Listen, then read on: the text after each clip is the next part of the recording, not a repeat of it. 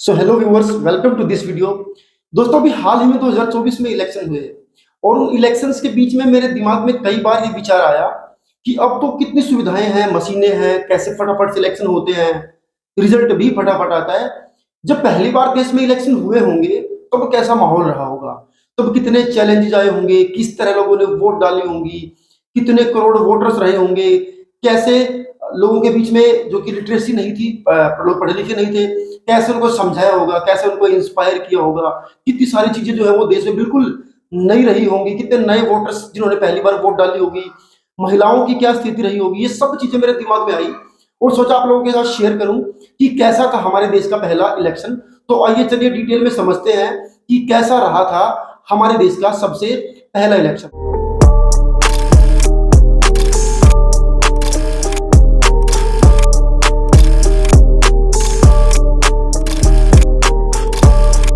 तो दोस्तों, जैसा कि आप सबने पढ़ा हुआ है, अपनी बुक्स में देखा हुआ है कि हमारा जो कॉन्स्टिट्यूशन है वो लागू होता है 1950 के अंदर। और तभी ये भी बात सामने आई कि अब देश में इलेक्शन होंगे, क्योंकि उससे पहले जो सरकार थी वो एक अंतरिम सरकार थी, इंटरिम गवर्नमेंट थी, जिसको कि इलेक्ट करके नहीं बनाया गया था। देश को संभालने के लिए उनको जिम्मेदारी दी गई थी और अब जरूरत थी एक लोकतांत्रिक सरकार की। और ये फैसला हमारे देश का ही था कि हम अपने देश में कैसी व्यवस्था अपनाएंगे। और हमारे देश के सभी नेताओं ने एक राजनीतिक व्यवस्था अपनाई, लोकतांत्रिक व्यवस्था अपनाई। अब सवाल ये था कि इलेक्शन कराए कैसे जाए। तो सबसे पहले लोगों के दिमाग में तो विचार आया कि 1950 में ही इलेक्शन जो है वो हो जाएंगे। लेकिन इस देश के साइज को देखते हुए, देश की डाइवर्सिटी को देखते हुए और एक इन सब चैलेंजेस को देखते हुए कि लोगों को किस तरीके से टैकल किया जाए, हैंडल किया जाए, इन इलेक्शंस को बार बार स्थगित करते रहे, पोस्टपोन करते रहे। और ये पोस्टपोन होते होते पहुंच गए 1951 के अंदर। और अक्टूबर 1951 में शुरुआत हुई हमारे देश के पहले लोकतांत्रिक इलेक्शंस की। पहली डेमोक्रेटिक इलेक्शन हुए और उसकी शुरुआत हुई अक्टूबर 1951 और ये चले फरवरी 1952 तक। मेजरली इसको 1952 के इलेक्शन ही कहा जाता है, क्योंकि अधिकतर जो लोगों ने वोट डाली वो 1952 में ही डाली। शुरुआत भले ही अक्टूबर 1951 में इसकी हुई थी। तो इससे पहले की भी कहानी बड़ी इंटरेस्टिंग है। इंटरेस्टिंग इसलिए क्योंकि लोगों को बिल्कुल भी अता पता नहीं था कि वोट कैसे डाले जाते हैं, वोट का मायना क्या होता है। और सबसे बड़ी चीज जो दुनिया देखने वाली थी वो ये थी कि एक ऐसा देश जो हाल ही में आजाद हुआ, जिसके अंदर एजुकेशन बहुत कम है, लोगों के अंदर लिटरेसी रेट बहुत कम है, आधे से ज्यादा पॉपुलेशन जिस देश की अनपढ़ है, उनको अपना नाम तक लिखना नहीं आता, उस देश में कैसे लोकतांत्रिक व्यवस्था को अपना करके वो लोग सेट कर पाते हैं, इंप्लीमेंट कर पाते हैं। पूरी दुनिया की नजर इस बात पे थी कि कैसे इंडिया एक फेलियर जो कि के रूप में उभर करके जो है वो सामने आएगा और पूरी दुनिया हंसेगी। दुनिया के लोग तैयार थे हंसने के लिए हमारे देश के ऊपर। तमाम कार्टूनिस्ट लोगों ने, तमाम विदेशी लोगों ने इसके ऊपर तंज भी कसे कि कैसे अब ये पूरा ढांचा जो है वो इंडिया का बिखरेगा।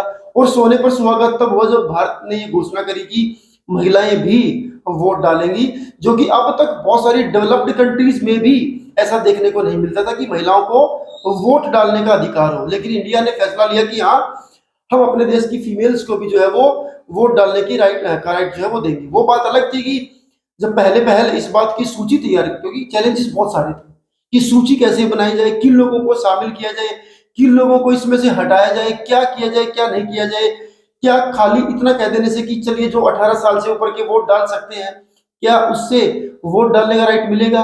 क्या हम ये देखें कि जिसको लगता है कि जो 22 साल का वो आकर के वोट डाले, क्या ऐसा सही है? फिर तो कोई भी आकर के खड़ा हो जाएगा कि मुझे वोट डालनी है।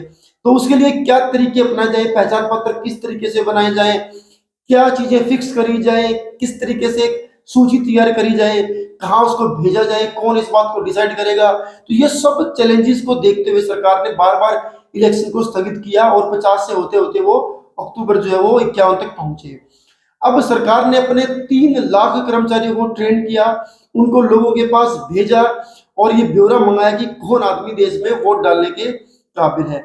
ऐसा कहते हैं कई जो है वो लाखों महिलाएं तो छूट गई, ये उसकी बेटी है, उसकी बेटी वहां गई है, वहां काम करने गई है, और उनकी जो है ये इस चीज की लिस्ट में वो बेचारी आ ही नहीं पाई। बहरहाल एक लिस्ट तैयार करी गई और 17 करोड़ लोगों को जो है इस सूची में रखा गया। मीन्स के 17 करोड़ लोग वोट डालने वाले थे उस टाइम पर। जितने वोटर आज की डेट में अमेरिका में है, लगभग उतने तो हमारे देश में तब जो है वोटर थे। इतना बड़ा जो लार्ज स्केल पर एक वोटिंग कराना, एक इलेक्शन कराना अपने आप में बहुत बड़ी बात थी।